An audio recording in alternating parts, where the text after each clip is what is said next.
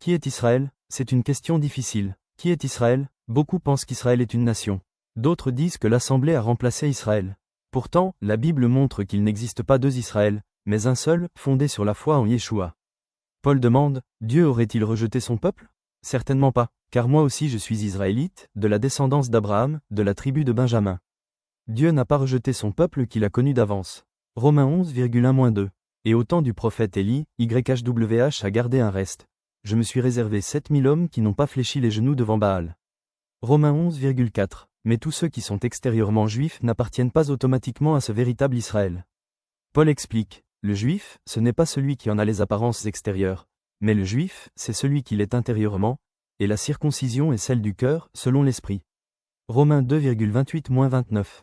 Ce qui est donc décisif, c'est la circoncision intérieure du cœur, la foi et l'obéissance envers YHWH par Yeshua. C'est pourquoi Paul compare Israël à un olivier dans Romains 11.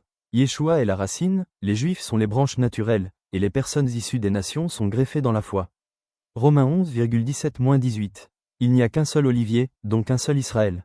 Les prophètes le confirment. Ésaïe dit, un reste reviendra, le reste de Jacob, vers le Dieu puissant. Ésaïe 10,22. Et Osée dit, j'appellerai, mon peuple, celui qui n'était pas mon peuple. Romains 9,25-26. Yeshua rassemble donc le reste d'Israël et ouvre aussi l'alliance aux personnes des nations. L'assemblée non plus n'est pas quelque chose de nouveau, mais la continuité d'Israël. Étienne dit à propos de Moïse, c'est lui qui était dans l'assemblée au désert. Acte 7,38. Et YHWH a ordonné, il y aura une seule loi et une seule règle pour vous et pour l'étranger qui séjourne parmi vous devant YHWH. Nombre 15,15-16. Quiconque s'attache à YHWH appartient à son peuple, même s'il vient des nations.